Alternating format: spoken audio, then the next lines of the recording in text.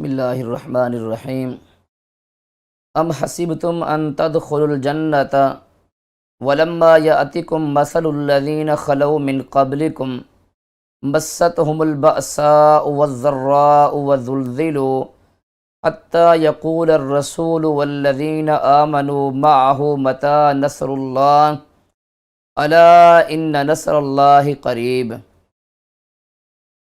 یہ آیت کریمہ اس وقت نازل ہوئی تھی جب خباب بن ارت جیسے مظلوم صحابہ کرام رسول اکرم صلی اللہ علیہ وسلم کے پاس حاضر ہوئے اور کہنے لگے کہ یا رسول صلی اللہ علیہ وسلم، آپ اللہ تبارک و تعالیٰ سے دعا کریں کہ ہماری جو آزمائشیں ہیں، ہمارے اوپر جو مصائب اور مشکلات ہیں، اللہ تعالیٰ انہیں ٹال دیں۔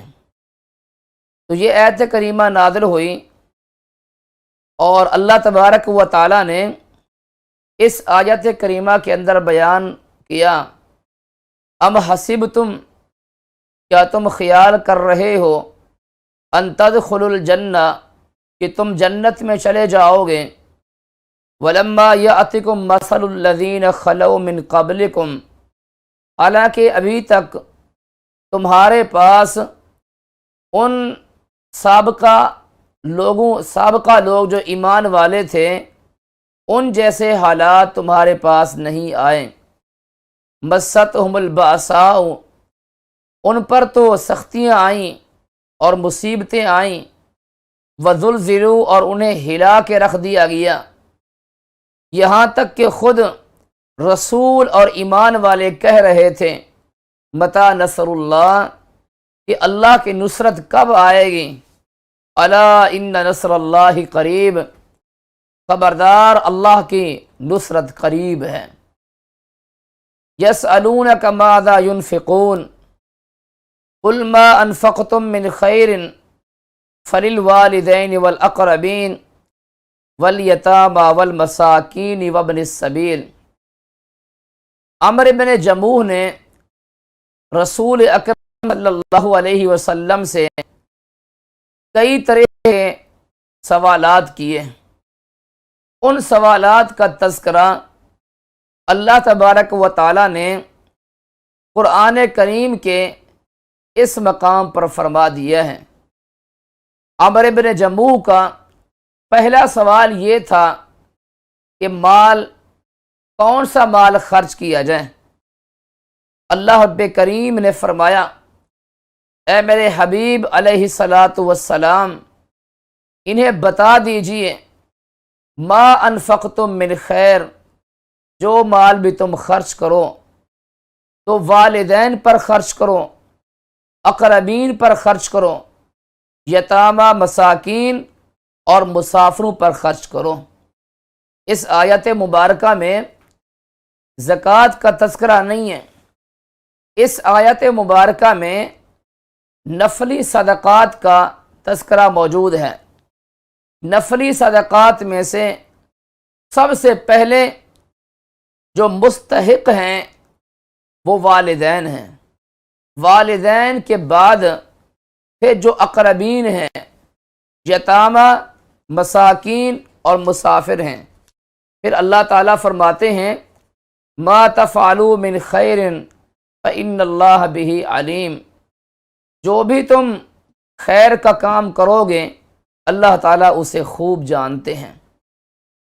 کتب علیکم القتال وہو کرہ لکم وعسیٰ ان تکرہوا شیئا وہو خیر لکم وعسیٰ ان تحبوا شیئا وہو شر لکم واللہ یعلم وانتم لا تعلمون۔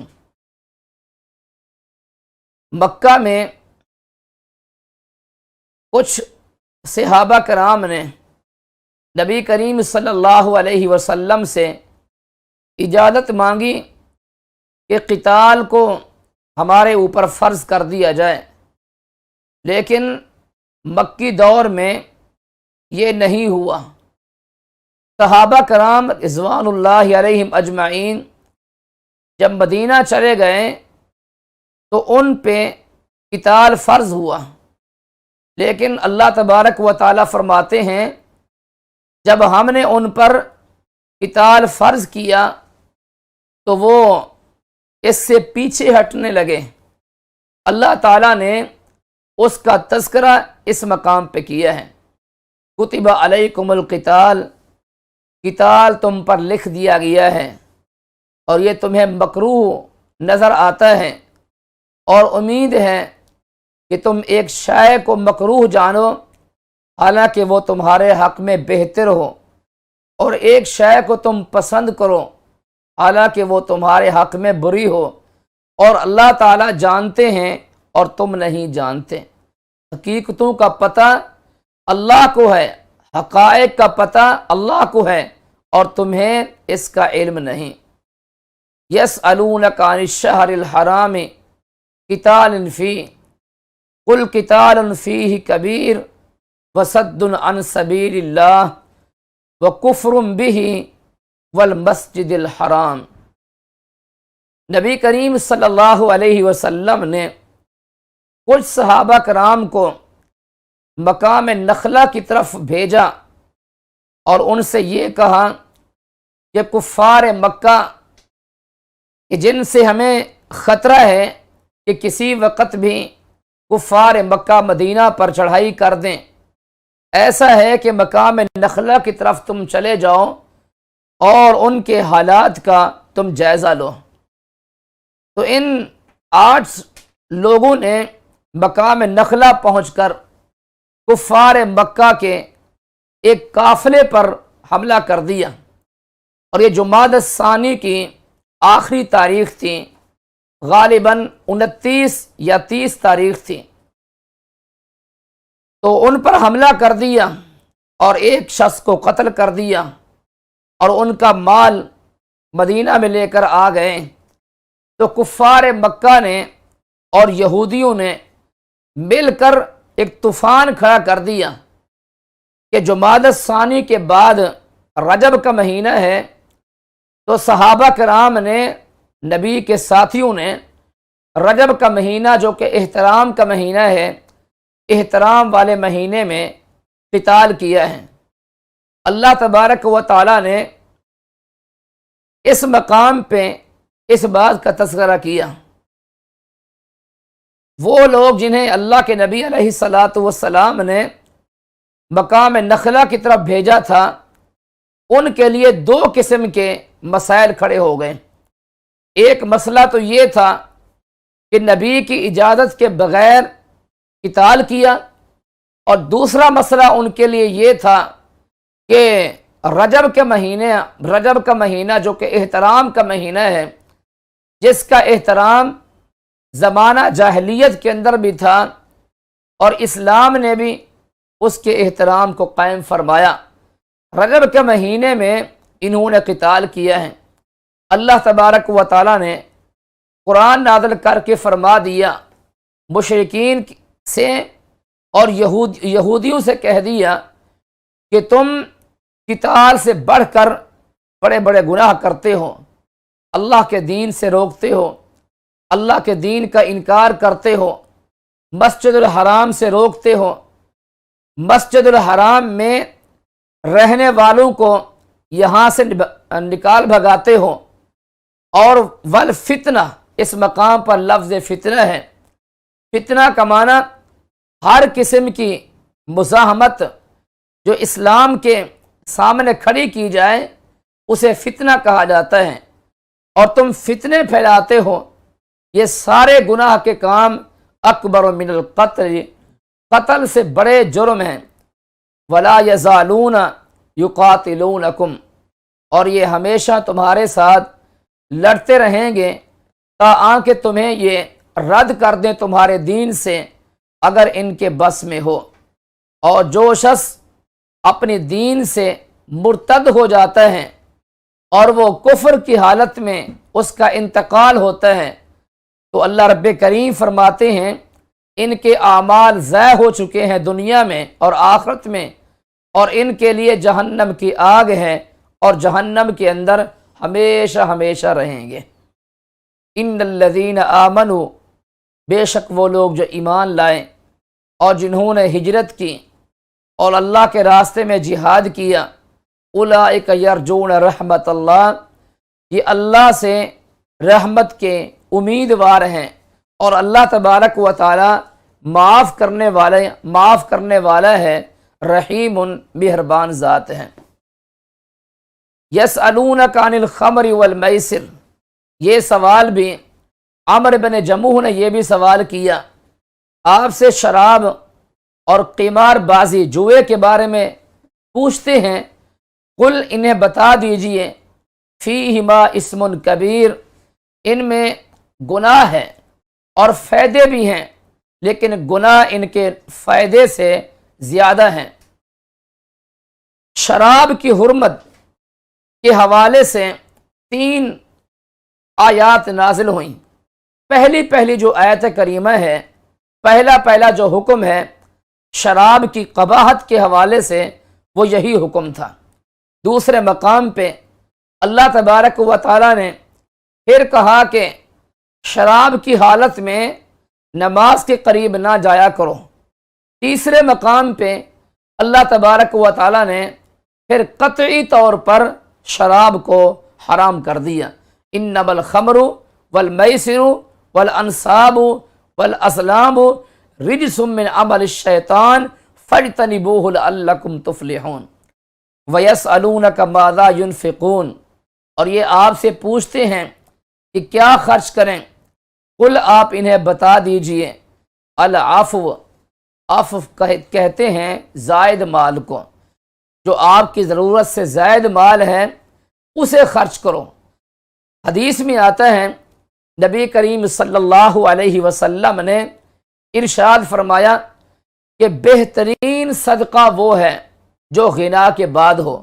وَابْدَأْ بِمَنْ تَعُولُ، اور سب سے پہلے آپ ان پر خرچ کریں جو آپ کا عیال ہیں، جو آپ کی کفالت میں ہیں، جو آپ کی سرپرستی میں ہیں، ان پر آپ مال خرچ کریں، یہ بہترین قسم کا صدقہ ہے۔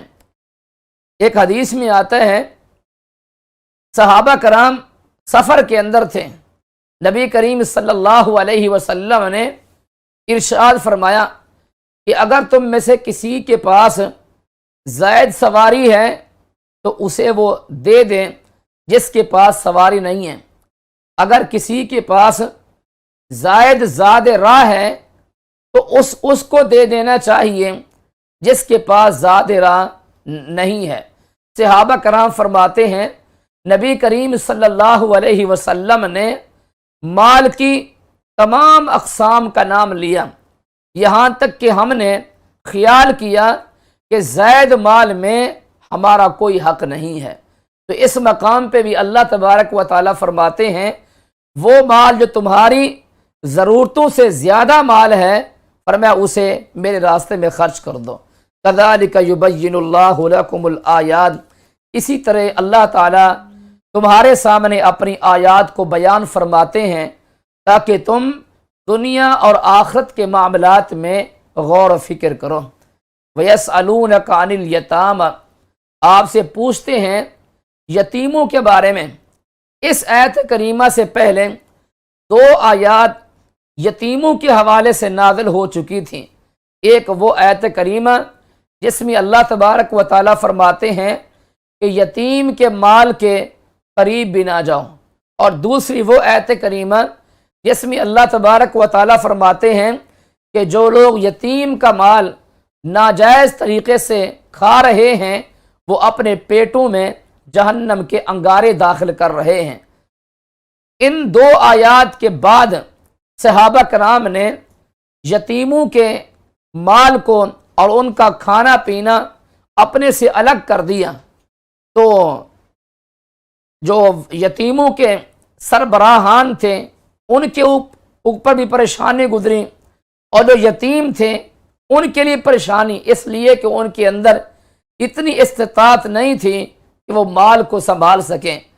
تو اللہ تبارک و تعالیٰ نے پھر اس آیت کریمہ کو نازل کیا کہ آپ سے یتیموں کے بارے میں پوچھتے ہیں، آپ انہیں بتا دیجئے اصلاح لہم خیر، کہ اصل بات یہ ہے کہ تمہاری نیت میں یتیموں کے لیے بھلا ہونا چاہیے، تمہاری نیت جو ہے وہ خیر خواہ نیت ہونی چاہیے، یعنی ہمدردی والی نیت یتیموں کے بارے میں تمہاری ہونی چاہیے، اور اگر تم انہیں اپنے ساتھ ملا لیتے ہو تو وہ تمہارے بھائی ہیں، اور اللہ تبارک و تعالی خوب جانتے ہیں کہ کس کی نیت درست ہے اور کس کی نیت یتیم کے مال کو خراب کرنے کی نیت ہے۔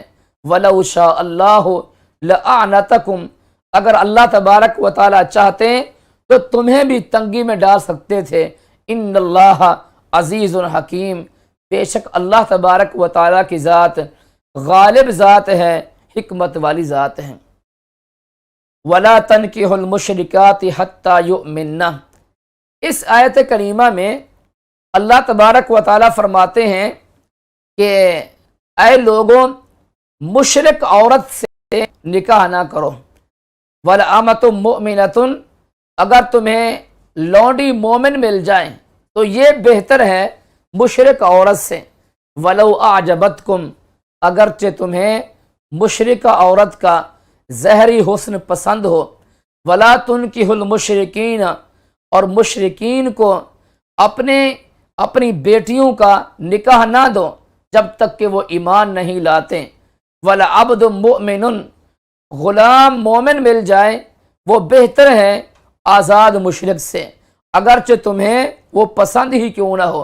اولئک یدعون الی النار، یہ مشرکین تمہیں دعوت دیتے ہیں آگ کی طرف اور جہنم کی طرف۔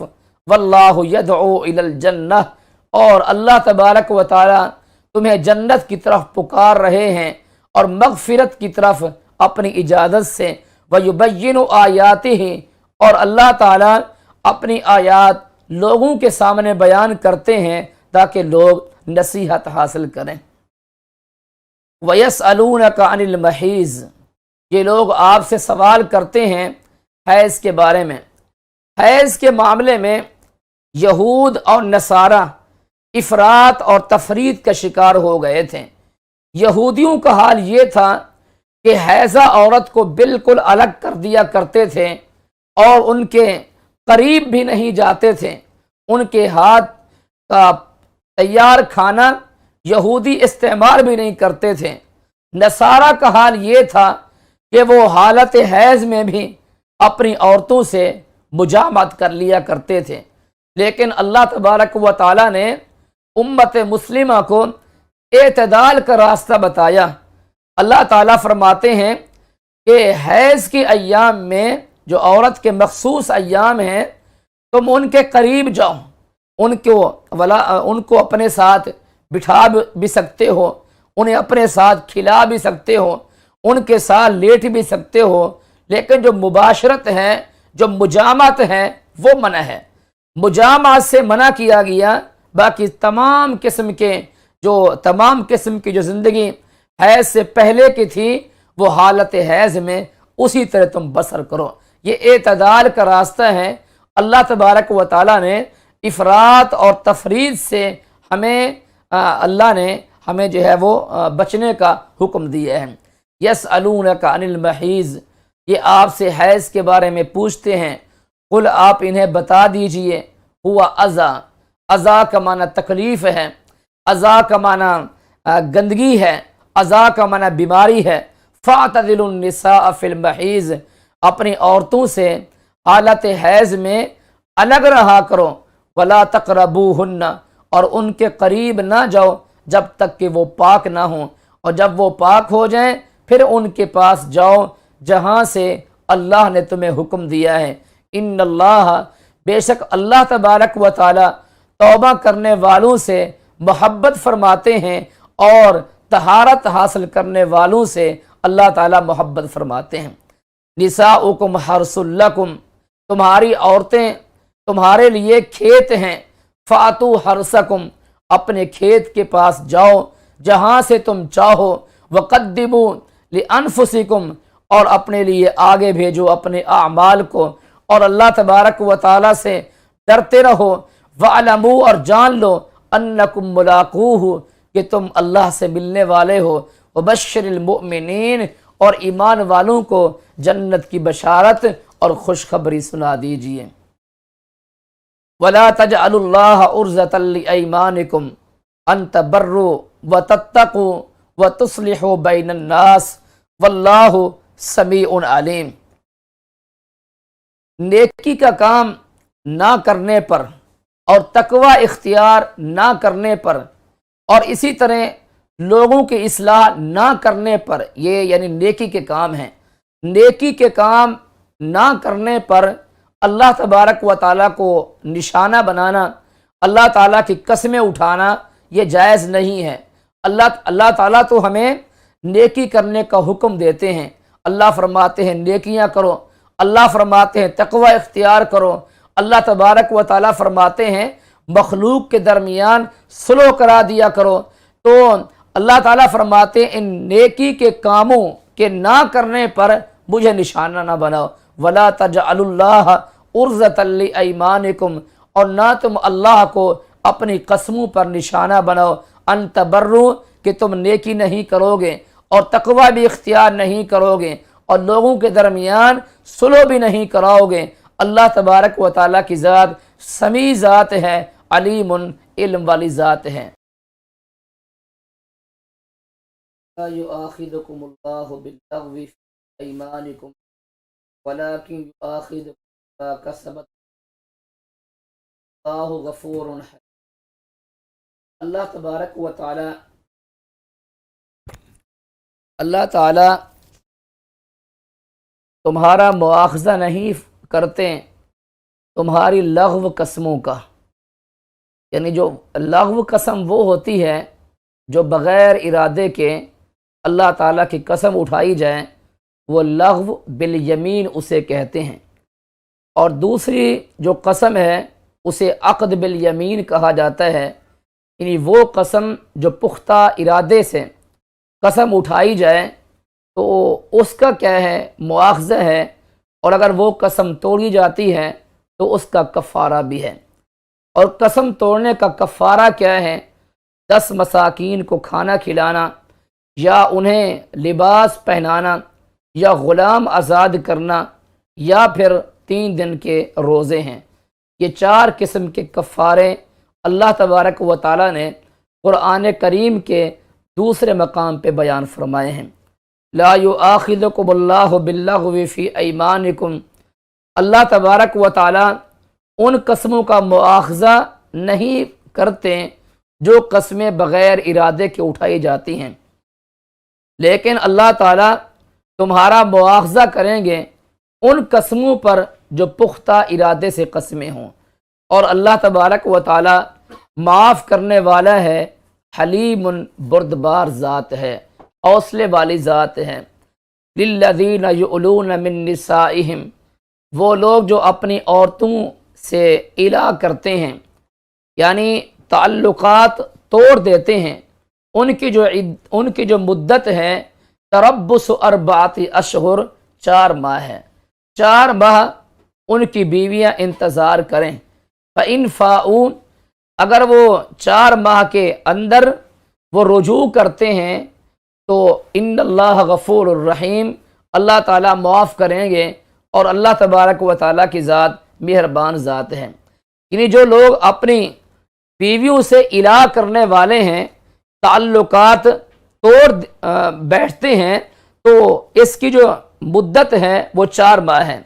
4 ماہ کے بعد فقہاء کرام کا پھر اختلاف ہے۔ کچھ فقہاء کا موقف تو یہ ہے کہ خود بخود طلاق واقع ہو جاتی ہے، اور کچھ فقہاء کا موقف یہ ہے کہ عدالت کے ذریعے سے طلاق واقع ہوگی۔ وَإِنْ عَزَمُوا الطَّلَاقَ، اگر 4 ماہ کے بعد وہ طلاق کا یعنی شوہر طلاق کا عزم کر لیتے ہیں، پختہ ارادہ کر لیتے ہیں، فَإِنَّ اللَّهَ سَمِيعٌ عَلِيمٌ، تو اللہ تبارک و تعالیٰ کی ذات سننے والی ذات ہے اور علم والی ذات ہے۔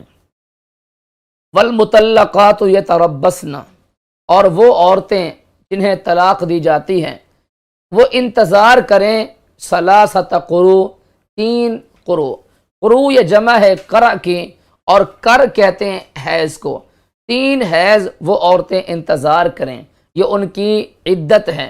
ولا یحل لہن، اور ان کے لیے حلال نہیں، ان یکتمن ما خلق اللہ فی ارحامہن، کہ وہ چھپائیں جو اللہ نے ان کے رحم میں پیدا فرمایا ہے، اگر ان کا ایمان اللہ پر ہے اور آخرت کے دن پر ہے۔ وبعولتہن، اور اس عدت کے دوران ان کے شوہر زیادہ حقدار ہیں کہ انہیں اپنے گھروں میں واپس لے آئیں اگر اصلاح چاہتے ہیں۔ وَلَهُنَّ مِثْلُ الَّذِي عَلَيْهِنَّ بِالْمَعْرُوفِ، عورتوں کے بھی اسی طرح کے حقوق ہیں جس طرح کے مردوں کے حقوق ہیں معروف انداز میں۔ وَلِلرِّجَالِ عَلَيْهِنَّ دَرَجَةٌ، اور مردوں کا ان پر درجہ ہے۔ اور درجہ کیوں ہے؟ قرآن کریم کے دوسرے مقام پہ اللہ تبارک و تعالیٰ فرماتے ہیں بما انفقوا، کہ خرچ کرنے کی ذمہ داری عورت کے اوپر نہیں ہوتی، بلکہ خرچ کرنے کی جو ذمہ داری ہے وہ مرد کے اوپر ہے۔ اور دوسری بات یہ ہے کہ اللہ نے انہیں فضل عطا فرمایا ہے، لہذا الرجال قوامون علی النساء وللرجال علیہن درجہ۔ اب اس کا معنی یہ نہیں ہے کہ عورتوں کے حقوق نہیں، اللہ رب کریم فرماتے ہیں جس طرح مردوں کے حقوق ہیں ویسے ہی عورتوں کے بھی حقوق ہیں۔ واللہ عزیز حکیم، اللہ تبارک و تعالیٰ کی ذات غالب ہے، حکمت والی ذات ہے۔ الطلاق مرتان، اس آیت مبارکہ میں، اس آیت کریمہ میں زمانہ جاہلیت میں ایک رسم تھی کہ وہ عورت کو ایک طلاق دے دیا کرتے تھے، جب عدت مکمل ہونے کو ہوتی تو پھر وہ رجوع کر لیتے، پھر اگلی مرتبہ پھر طلاق دے دیتے، پھر رجوع کر لیتے، پھر طلاق دیتے، پھر رجوع کر لیتے۔ اس انداز سے یعنی اپنی بیویوں کو وہ لٹکا کے رکھتے، نہ انہیں بساتے نہ انہیں جو ہے وہ چھوڑتے تھے۔ اللہ تبارک و تعالیٰ نے ان کی اس قبیح صفت کی تردید فرمائی۔ اللہ تعالیٰ فرماتے ہیں کہ طلاق دو بار ہے، دو مرتبہ طلاق دینے کے بعد پھر کیا ہے؟ امساکم بمعروف او تسریح باحسان، یا تو اپنی بیویوں کو اپنے گھروں میں معروف انداز کے ساتھ رکھو، یا پھر یہ ہے کہ انہیں احسان کے ساتھ چھوڑ دو۔ یہ اسلام نے عورتوں کو عزت دی ہے، اسلام نے عورتوں کو مقام دیا ہے، اسلام نے یعنی عورتوں کی اہمیت کو اجاگر کیا ہے۔ زمانہ جاہلیت میں اسلام سے پہلے عورتوں کی کوئی اہمیت نہیں تھی، اسلام سے پہلے اسلام نے عورتوں کو عزت دی ہے، اس لیے اللہ تعالیٰ فرماتے ہیں مردوں کو صرف دو مرتبہ طلاق دینے کا حق ہے، دو مرتبہ کے بعد امساکم بمعروف، یا تو انہیں معروف انداز سے اپنے گھر میں بسائیں، یا پھر یہ ہے کہ انہیں تیسری طلاق دے کر فارغ کر دیں تاکہ وہ کہیں اور نکاح کر سکیں۔ ولا یحل لکم، اور تمہارے لیے حلال نہیں ہے ان تأخذوا، کہ تم ان سے واپس لو جو تم انہیں دے چکے ہو، الا ان یخافا اللہ یقیما حدود اللہ، ہاں اگر وہ خطرہ کرتے ہیں شوہر اور بیوی کہ اللہ کی حدوں کو قائم نہیں کر سکیں گے، اگر وہ خطرہ کرتے ہیں تو پھر ان پر کوئی گناہ نہیں کہ عورت اگر کچھ دے دلا کر خلاصی چاہتی ہے تو پھر کوئی خطرے والی بات نہیں، کوئی حرج والی بات نہیں۔ اس مقام پر اللہ تبارک و تعالیٰ نے خلوع کا تذکرہ کیا ہے۔ جس طرح کے مردوں کو اللہ نے طلاق کا حق دیا ہے، ویسے عورتوں کو اللہ تبارک و تعالیٰ نے خلوع کا حق دیا ہے۔ خلع یہ ہوتا ہے کہ عورت کچھ مال اپنے شوہر کے حوالے کرتی ہے جس پر شوہر راضی ہو جاتا ہے، اور شوہر سے وہ آزادی حاصل کرتی ہے تو اسے خلع کہا جاتا ہے۔ تلک حدود اللہ، یہ اللہ کی حدیں ہیں، فلا تعتدوها، ان میں زیادتی نہ کرو۔ ومن یتعد حدود اللہ، اور جو شخص اللہ کی حدود میں زیادتی کرے گا فاولئک هم الظالمون، تو حقیقت میں یہ لوگ ظالم ہیں۔ فإن طلقها، اگر شوہر اپنی بیوی کو تیسری طلاق دے دیتا ہے فلا تحل له، تو اس کے لیے پھر حلال نہیں ہے اس کے بعد حتی تنکح زوجا غیرہ، یہاں تک کہ وہ ایک اور شوہر سے نکاح کرے اس کے علاوہ۔ فإن طلقها، اگر دوسرے شوہر نے اسے طلاق دے دی ہے تو پھر کوئی حرج والی بات نہیں ان یتراجع کہ رجوع کریں، ان ظنا ان یقیما حدود اللہ، اگر دونوں خیال کرتے ہیں کہ اللہ کی حدیں قائم کر سکیں گے اور یہ اللہ کی حدود ہیں، اللہ تعالیٰ انہیں بیان کرتے ہیں اس قوم کے لیے جو قوم جاننے والی قوم ہے، علم والی قوم ہے۔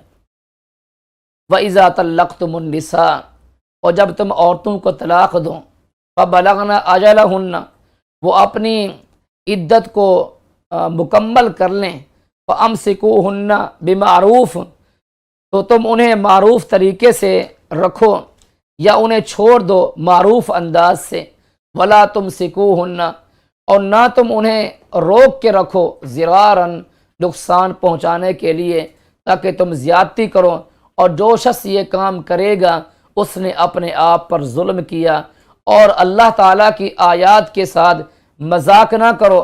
وَاذْكُرُوا نِعْمَتَ اللَّهِ عَلَيْكُمْ، یاد کرو اللہ کی نعمتیں جو تم پہ ہیں، وَمَا أَنزَلَ عَلَيْكُمْ، اور اس نعمت کو بھی یاد کرو کہ اللہ تعالیٰ نے تم پر کتاب اور حکمت کو نازل فرمایا، یعظکم بہ، اللہ تعالیٰ تمہیں اس بات کا واعظ کر رہے ہیں، واتقوا اللہ، اللہ سے ڈر جاؤ، وَاعْلَمُوا، اور جان لو بے شک اللہ تبارک و تعالیٰ کی ذات ہر شے کو خوب جانتی ہے۔ وَإِذَا طَلَّقْتُمُ النِّسَاءَ، ایک صحابی ہیں معقل بن یسار، ان کی بہن تھی جمیلہ، اس کا نکاح عاصم بن عدی کے ساتھ ہو گیا۔ یہ رشتے میں ان کے چچا کے بیٹے تھے، کزن تھے، ان کے ساتھ رشتہ ہو گیا۔ عاصم بن عدی نے اپنی اہلیہ کو فارغ کر دیا، طلاق دے دی۔ طلاق کے بعد عدت بھی مکمل ہو گئی۔ عدت کے بعد عاصم بن عدی کا پھر ارادہ بن گیا اور ان کی بہن کا بھی ارادہ بن گیا کہ وہ پھر سے اپنا گھر بسائیں۔ تو حضرت معقل بن یسار کافی پریشان ہو گئے، انکار کر دیا، غصے میں آ کر انکار کر دیا۔ تو اللہ تبارک و تعالیٰ نے اس آیت کریمہ کو نازل فرمایا کہ اگر شوہر اور بیوی آپس میں راضی ہیں تو پھر ان کا راستہ نہیں روکنا چاہیے۔ ذالک یوعظ بہ من کان منکم، اس بات کا واعظ کرتے ہیں اللہ تعالیٰ تمہیں، من کان یؤمن، اس بات کو نصیحت کرتے ہیں، اس شخص کو نصیحت کرتے ہیں جس کا اللہ پر ایمان ہو اور آخرت پر ایمان ہو۔ ذالکم ازکیٰ لکم، یہ تمہارے لیے پاکیزہ بات ہے، وَأَطْہَرُ، اور پاکیزہ بات ہے، اور اللہ جانتا ہے، وَأَنْتُمْ لَا تَعْلَمُونَ، اور تم نہیں جانتے۔ طلاق دینے کا شرعی طریقہ یہ ہے، مسنون طریقہ یہ ہے کہ عورت جب حیض سے فارغ ہو جائے تو اسے طلاق دی جائے، پھر حیض گزاریں، پھر اسے طلاق دی جائے، پھر حیض گزاریں اور پھر اسے تیسری طلاق دی جائے۔ یہ طلاق دینے کا شرعی طریقہ ہے۔ لیکن اگر ایک شوہر اپنی بیوی کو ایک ہی طلاق دیتا ہے اور ایک ہی طلاق کے بعد اس کی عدت مکمل ہو جاتی ہے تو پھر شوہر کو حق حاصل ہوتا ہے کہ اپنی بیوی کے ساتھ وہ رجوع کر سکتا ہے۔ یہی صورت اللہ تبارک و تعالیٰ نے اس آیت کریمہ کے اندر بیان فرمائی ہے۔ وَالْوَالِدَاتُ يُرْضِعْنَ أَوْلَادَهُنَّ، اس مقام پہ اللہ تبارک و تعالیٰ نے رضاعت کا ذکر کیا ہے۔ مائیں اپنے بچوں کو دودھ پلائیں 2 سال، جو مدت رضاعت ہے وہ 2 سال ہے، کاملین مکمل۔ لمن اراد ان یتم الرضاعہ، یہ حکم اس شخص کے لیے ہے جو مکمل دودھ پلانا چاہتا ہے۔ وعلی المولود لہ رزقہن، اور باپ پر ذمہ داری ہے، رزقہن وکسوتہن بالمعروف، کہ عورتوں کا رزق اور عورتوں کا لباس، بیوی کا رزق اور بیوی کا لباس معروف انداز سے۔ لا تکلف نفس الا وسعها، کسی بھی نفس کو تکلیف نہ پہنچائی جائے ہاں اس کی استطاعت کے مطابق۔ لا تضار والدۃ بولدها، اللہ رب کریم فرماتے ہیں والدہ کو بچے کی وجہ سے تکلیف نہ پہنچائی جائے اور نہ ہی باپ کو تکلیف پہنچائی جائے بچے کی وجہ سے۔ وعلی الوارث مثل ذلک، اللہ تعالیٰ فرماتے ہیں کہ اگر باپ فوت ہو چکا ہے تو وارث پر بھی مثل اسی کے حق ہے۔ فَإِنْ أَرَادَا فِصَالًا، اگر 2 سال سے پہلے شوہر اور بیوی اپنے بچے کا دودھ چھڑانا چاہتے ہیں آپس کی رضامندی سے اور مشورے سے، تو ان پر کوئی گناہ والی بات نہیں۔ اور پھر اللہ فرماتے ہیں ان اردتم ان تسترضعوا اولادکم، اگر تمہارا خیال ہے کہ تم اپنے بچوں کو کسی سے دودھ پلواؤ تو تمہارے اوپر کوئی حرج والی بات نہیں، جبکہ تم انہیں ان کا جو حق ہے وہ ان کے حوالے کر دو۔ واتقوا اللہ، اللہ تبارک و تعالیٰ سے ڈر جاؤ۔ وَاعْلَمُوا، اور جان لو، ان اللہ، بے شک اللہ تبارک و تعالیٰ تمہارے اعمال کو دیکھ رہا ہے۔ والذین یتوفون منکم ویذرون ازواجا یتربصن بانفسہن اربعۃ اشہر وعشرا، وہ لوگ جو فوت ہو جاتے ہیں اور بیویاں چھوڑ جاتے ہیں تو بیویاں انتظار کریں اربعۃ اشہر وعشرا، 4 ماہ 10 دن، 4 ماہ 10 دن بیویاں سوگ منائیں۔ فَإِذَا بَلَغْنَ أَجَلَهُنَّ، جب وہ اپنی عدت کو پہنچ جائیں، 4 ماہ 10 دن مکمل ہو جائیں، فَلَا جُنَاحَ عَلَيْكُمْ، پھر تمہارے اوپر کوئی حرج والی بات نہیں، جو بھی وہ فیصلہ کریں اپنے بارے میں معروف انداز کے ساتھ۔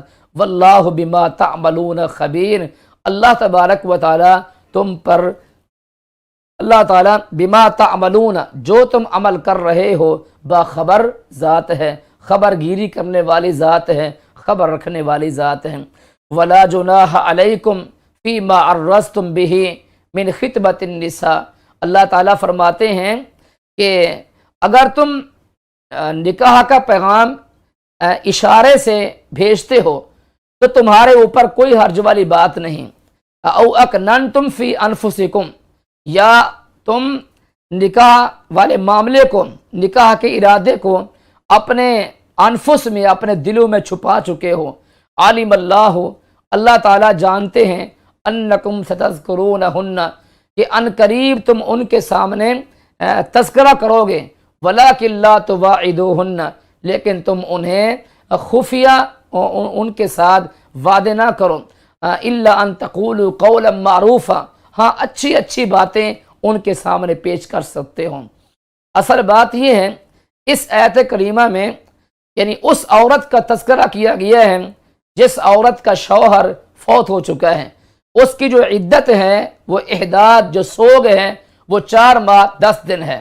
4 ماہ 10 دن کے اندر کسی کے لیے جائز نہیں کہ وہ اس عورت کی طرف جو بیوہ ہے اس کی طرف نکاح کا پیغام بھیجے، نہ اعلانیہ طور پر اور نہ ہی خفیہ طور پر، اللہ تبارک و تعالیٰ نے منع کر دیے ہیں۔ ہاں الا ان تقولوا قولا معروفا، اچھی باتیں، بہترین باتیں ان کے سامنے پیش کر سکتے ہو۔ ولا تعظموا عقدۃ النکاح، اور نکاح کا ارادہ پختہ نہ کرو، حتی یبلغ الکتاب اجلہ، یہاں تک کہ عدت مکمل ہو جائے۔ وَاعْلَمُوا، اور جان لو، ان اللہ یعلم ما فی انفسکم، اللہ تعالیٰ کو خوب پتہ ہے کہ تمہارے دل میں کیا ہے۔ فَحْذَرُوهُ، لہذا تمہیں بچنا چاہیے۔ وَاعْلَمُوا، اور جان لو، ان اللہ غفور حلیم، اللہ تبارک و تعالیٰ معاف کرنے والا ہے، حلیم، اللہ کی ذات بردبار ذات ہے۔ لا جناح علیکم ان طلقتم النساء ما لم تمسوہن او تفرضوا لہن فریضہ، اللہ تعالیٰ فرماتے ہیں کہ اگر تم اپنی عورتوں کو طلاق دیتے ہو جب تک کہ تم نے انہیں چھویا نہیں، یا اگر تم نے ان کے لیے حق مہر متعین نہیں کیا تو کوئی حرج والی بات نہیں۔ وَمَتِّعُوهُنَّ عَلَى الْمُوسِعِ قَدَرُهُ، البتہ انہیں رخصت کرو اچھے انداز کے ساتھ، وسعت والے پر ہے، قدر ہو اس کی استطاعت کے مطابق، اور تنگ دست پر ہے اس کی استطاعت کے مطابق، یعنی اچھے انداز سے عورت کو اپنے گھر سے رخصت کرنا چاہیے۔ متاعا بالمعروف حقا علی المحسنین، یہ حق ہے محسنین پر، جو نیک ہیں ان پر یہ کیا ہے، جو ایمان والے نیک لوگ ہیں ان پر یہ کیا ہے، حق ہے۔ وَإِن طَلَّقْتُمُوهُنَّ، اور اگر تم نے اپنی بیویوں کو طلاق دی ہے، من قبل ان تمسوہن، قبل اس کے کہ تم نے انہیں چھویا نہیں، وقد فرضتم لہن فریضہ، اور تم ان کے لیے حق مہر متعین بھی کر چکے ہو، فنصف ما فرضتم، پھر آدھا حق مہر دینا پڑے گا جو تم نے طے کیا ہے، الا ان یعفون، ہاں وہ معاف کر دیں، یا وہ ولی معاف کر دیں جس کے ہاتھ میں نکاح کا عقد ہے، وَأَن تَعْفُوا، اور یہ کہ معاف کرو یہ بہتر ہے، قریب ہے تقوی کے، وَلَا تَنْسَوُا الْفَضْلَ بَيْنَكُمْ، آپس میں اللہ کے فضل کو نہ بھلاؤ، ان اللہ، بے شک اللہ تعالیٰ دیکھ رہے ہیں، بما تعملون، تمہارے اعمال کو دیکھ رہے ہیں۔ حافظوا علی الصلوات والصلاۃ الوسطی وقوموا للہ قانتین، تمام نمازوں کی پابندی کرو، خاص طور پر نماز عصر کی، وقوموا، اور اللہ کے سامنے کھڑے ہوا کرو، قانتین، مطیع ہو کر۔ قانت کا ایک معنی مطیع ہونے کا، اور قانت کا دوسرا معنی خاموش رہنے کا۔ اللہ کے سامنے خاموش کھڑے رہا کرو، اللہ کے مطیع اور فرمانبردار بندے بن جاؤ۔ فَإِنْ خِفْتُمْ فَرِجَالًا أَوْ رُكْبَانًا، پس اگر تمہیں خطرہ ہو، دشمن کا خطرہ ہے، یعنی اس مقام پر اللہ تبارک و تعالیٰ نے صلاۃ خوف کا تذکرہ کیا ہے۔ صلاۃ خوف کی کئی ایک صورتیں احادیث مبارکہ کے اندر موجود ہیں۔ بہرحال اللہ تبارک و تعالیٰ اس آیت کریمہ میں فرماتے ہیں کہ اگر تمہیں خوف ہے، دشمن کا خوف ہے، فرجالن، یا فرجالن تو رجال کہتے ہیں پیدل چلنے کو، اور رکبان کہتے ہیں سوار ہونے کو، یعنی راجل اور راکب دونوں کا معنی یہ ہوتا ہے۔ راجل اسے کہتے ہیں جو پیدل جا رہا ہے بغیر سواری کے، اور رکبان راکب سے ہے، راکب کہتے ہیں جو سواری کے اوپر سوار ہو۔ فَإِذَا أَمِنْتُمْ، جب تم امن میں آ جاؤ، فَاذْكُرُوا اللَّهَ، تو پھر تم اللہ تبارک و تعالیٰ کو یاد کرو، کما علمکم، جس طرح کہ اللہ نے تمہیں نماز پڑھنا سکھائی ہے، ما لم تکونوا تعلمون، جو تم جانتے نہیں تھے۔ والذین یتوفون منکم ویذرون ازواجا، یہ آیت کریمہ منسوخ ہو چکی ہے، اس کی تلاوت تو ہم کریں گے، تلاوت تو باقی ہے، لیکن اس کا جو حکم ہے وہ منسوخ ہو چکا ہے۔ شروع اسلام کے اندر قانون یہ تھا کہ اگر کسی خاتون کا شوہر فوت ہو جاتا ہے تو اس کی بیوی 1 سال تک اس کے گھر میں بیٹھی رہے گی، اور دوسری بات یہ ہے کہ 1 سال تک بیٹھی رہے گی، اور پھر اس کے حق میں شوہر اپنی زندگی میں وصیت کر کے جاتا تھا، لیکن جب آیت میراث نازل ہوئی تو وصیت والا حکم بھی منسوخ ہو چکا ہے۔ اور اس سے پہلے میں نے آپ کو بتایا ہے کہ جس خاتون کا شوہر فوت ہو جاتا ہے اس کی جو عدت ہے وہ 4 ماہ 10 دن ہے، تو 1 سال والی بات بھی منسوخ ہو چکی ہے۔ كَذَلِكَ يُبَيِّنُ اللَّهُ لَكُمْ آيَاتِهِ لَعَلَّكُمْ تَعْقِلُونَ، اسی طرح اللہ تعالیٰ تمہارے سامنے اپنی آیات کو بیان کرتے ہیں تاکہ تمہارے پاس عقل آ جائے۔ أَلَمْ تَرَ إِلَى الَّذِينَ خَرَجُوا مِن دِيَارِهِمْ وَهُمْ أُلُوفٌ حَذَرَ الْمَوْتِ، بنی اسرائیل کا تذکرہ اللہ تعالیٰ نے اس مقام پہ کیا ہے۔ بنی اسرائیل ایک بستی کے اندر رہ رہے تھے، اس بستی میں طاعون کی بیماری آ گئی، تو یہ بنی اسرائیل وہاں سے بھاگے کہ کہیں ایسا نہ ہو کہ طاعون کی جو بیماری ہے وہ ہمارا پیچھا کر لے اور ہم بھی موت کا شکار نہ ہو جائیں، تو وہاں سے بھاگے ان موت کے ڈر کی وجہ سے۔ تو پھر بھی طاعون کی بیماری نے ان کا تعاقب کر ہی لیا اور وہ فوت ہو گئے، مر گئے بنی اسرائیل۔ اللہ تبارک و تعالیٰ نے ان کو موت دینے کے بعد اللہ نے ان کو پھر سے کھڑا کیا۔ اللہ فرماتے قال لهم اللہ موتوا، ہم نے ان سے کہا کہ مر جاؤ، ثم احیاہم، مرنے کے بعد پھر ہم نے ان کو اٹھایا۔ ان اللہ لذو فضل علی الناس، اللہ تبارک و تعالیٰ کی ذات لوگوں پر فضل والی ذات ہے، ولیکن اکثر الناس، لیکن اکثر لوگ شکر ادا نہیں کرتے۔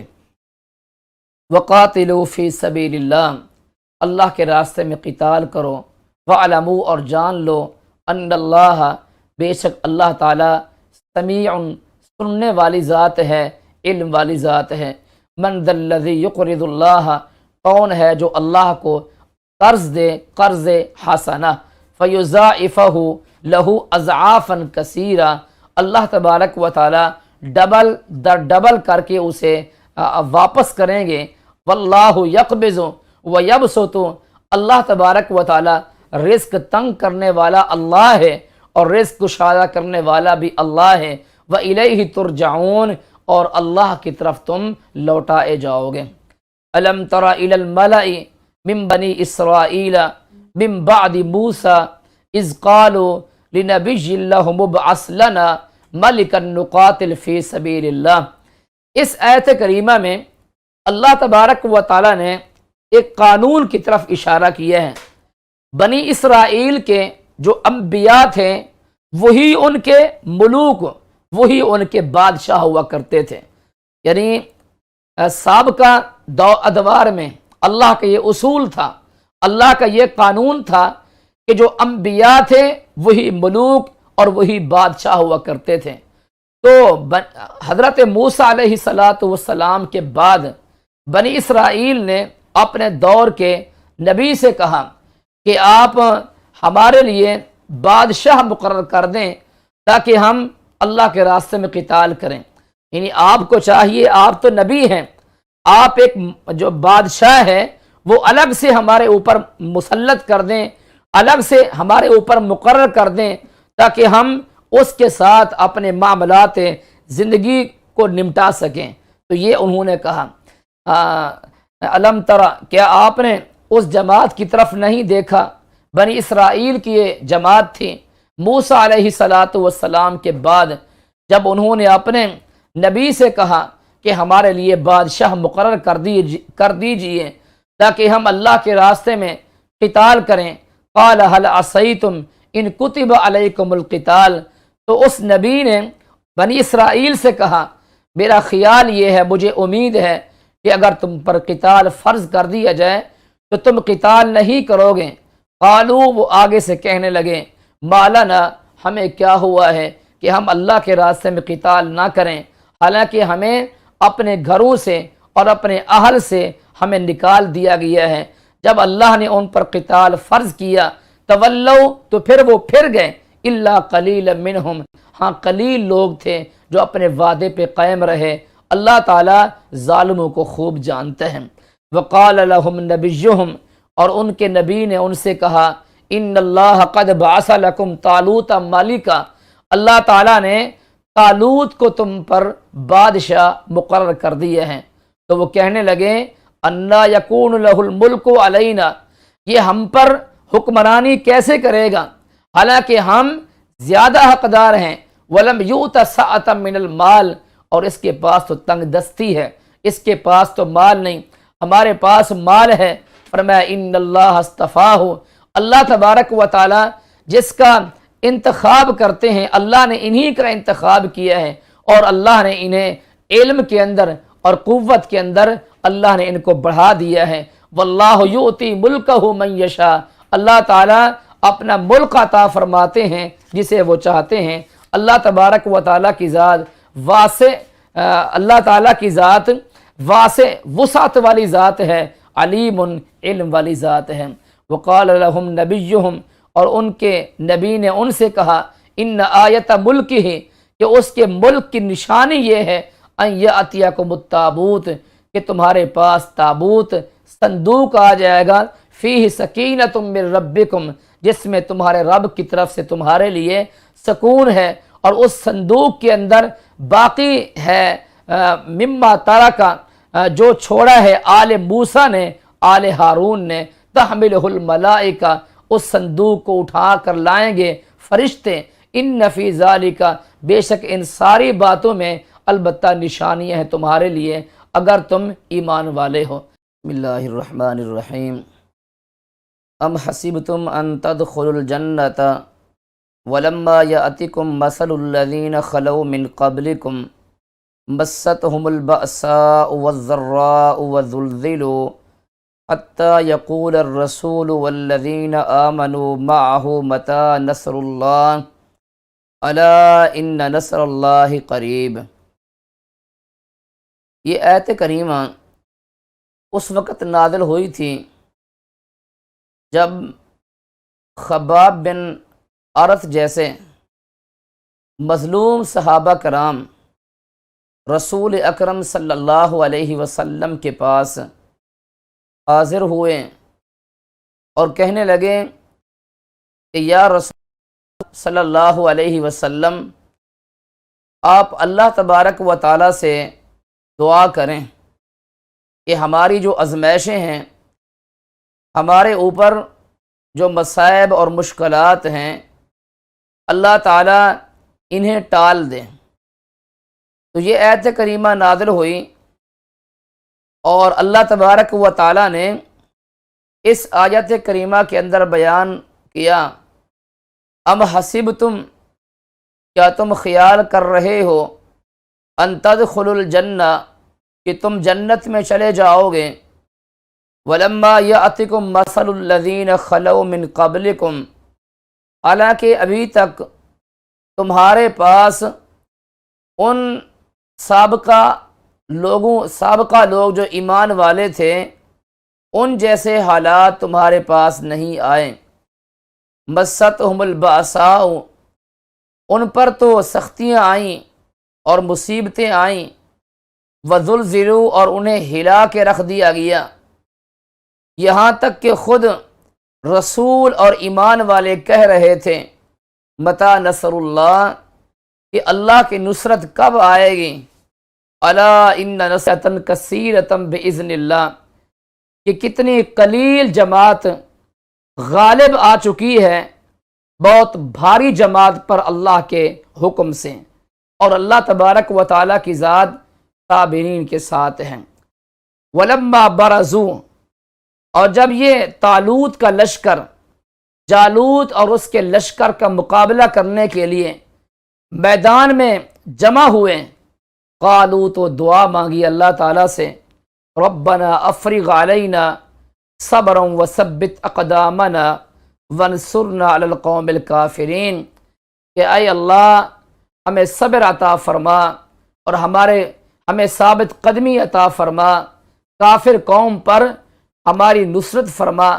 فہزموہم باذن اللہ، تو ان طالوتیوں نے جالوتیوں کو شکست دی اللہ تبارک و تعالیٰ کے حکم سے۔ وقتل داود، اور داود علیہ السلام نے جالوت کو قتل کیا۔ وآتاہ اللہ الملک والحکمہ، اللہ تعالیٰ نے انہیں بھی ملک عطا کیا اور انہیں بھی نبوت عطا فرمائی اور انہیں بھی علم عطا کیا جو اللہ نے چاہا۔ ولولا دفع اللہ الناس، اگر نہ ہوتا کہ اللہ تبارک و تعالیٰ دفع کرتے ہیں لوگوں کو، یعنی ان کے بعض کو بعض کے ساتھ، تو زمین کے اندر فساد برپا ہو جاتا، لیکن اللہ تبارک و تعالیٰ کی ذات جہان والوں پر فضل والی ذات ہے۔ یہ اللہ کی آیات ہیں، ہم انہیں آپ پر حق کے ساتھ پڑھتے ہیں۔ وَإِنَّكَ لَمِنَ الْمُرْسَلِينَ، اور آپ انبیاء میں سے ہیں۔ تِلْكَ الرُّسُلُ فَضَّلْنَا بَعْضَهُمْ عَلَى بَعْضٍ، یہ انبیاء ہم نے انہیں بعض کو بعض پر فضیلت عطا فرمائی ہے۔ بعض انبیاء تو وہ ہیں کہ جن سے اللہ نے کلام فرمایا اور ان کے درجات کو اللہ نے بلند فرما دیا، اور ہم نے عیسیٰ بن مریم کو واضح معجزات عطا فرمائے، اور ہم نے اس کی تائید کی روح قدس کے ذریعے۔ وَلَوْ شَاءَ اللَّهُ مَقْتَتَلَ الَّذِينَ مِن بَعْدِهِمْ، اگر اللہ تبارک و تعالیٰ چاہتے تو نہ لڑتے وہ لوگ جو ان کے بعد آئے، بعد اس کے کہ ان کے پاس دلائل آ گئے۔ وَلَٰكِنِ اخْتَلَفُوا، لیکن لوگوں نے اختلاف کیا، بعض ایمان لائے اور بعض نے انکار کیا، اور اگر اللہ چاہتا مقتتلوا، تو یہ نہ لڑتے نہ قتال کرتے۔ وَلَٰكِنَّ اللَّهَ يَفْعَلُ مَا يُرِيدُ، اللہ تبارک و تعالیٰ کرتے ہیں جو ارادہ کرتے ہیں وہی کرتے ہیں۔ اے ایمان والے، انفقوا، خرچ کرو جو ہم نے تمہیں عطا کیا، پہلے اس کے، قبل اس کے کہ وہ دن آ جائے جس دن میں تجارت نہیں ہوگی اور جس دن میں دوستی کام نہیں آئے گی اور اس دن سفارش بھی کام نہیں آئے گی۔ والکافرون هم الظالمون، اور حقیقت میں کافر ہی ظالم ہیں۔ سبحانک اللہم و بحمدک نشہد ان لا الہ الا انت نستغفرک و نتوب الیک، وصلی اللہ تعالی علی خیر خلقہ محمد وعلی آلہ وصحبہ اجمعین برحمتک یا ارحم الراحمین۔